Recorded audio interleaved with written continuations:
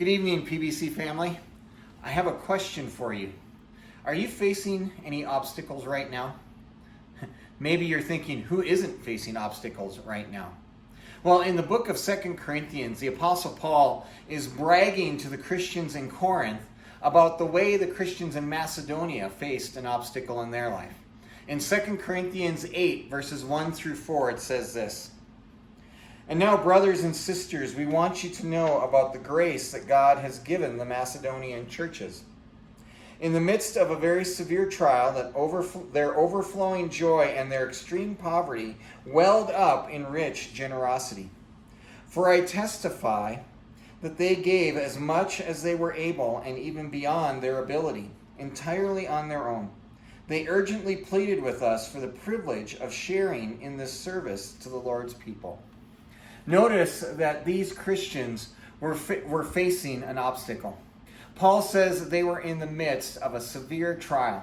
Things were not just challenging, things were downright hard, very, very difficult for these believers.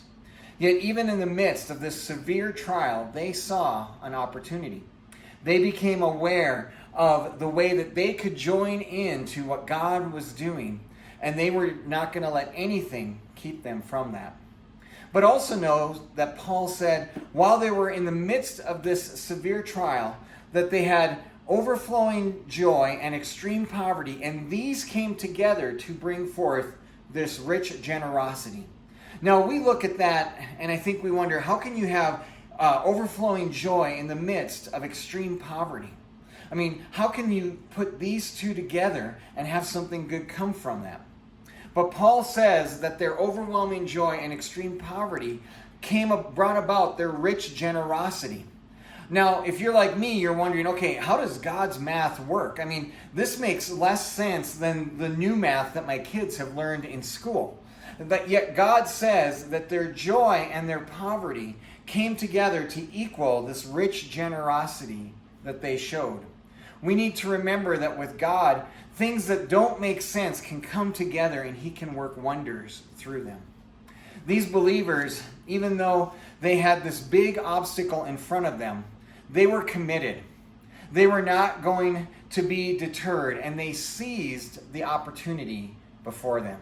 They so wanted to be a part of helping the believers in Jerusalem and being a part of alleviating their suffering, that these Macedonian Christians were glad and did everything they could. They sacrificed to be a part of that opportunity.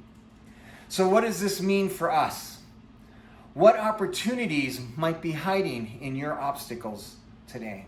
Every obstacle we face is an opportunity for us to see God's faithfulness and to join in God's work.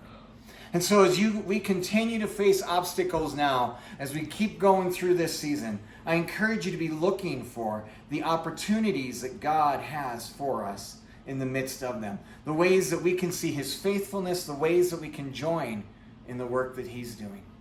I hope that encourages you this week, and I'll see you back here next week.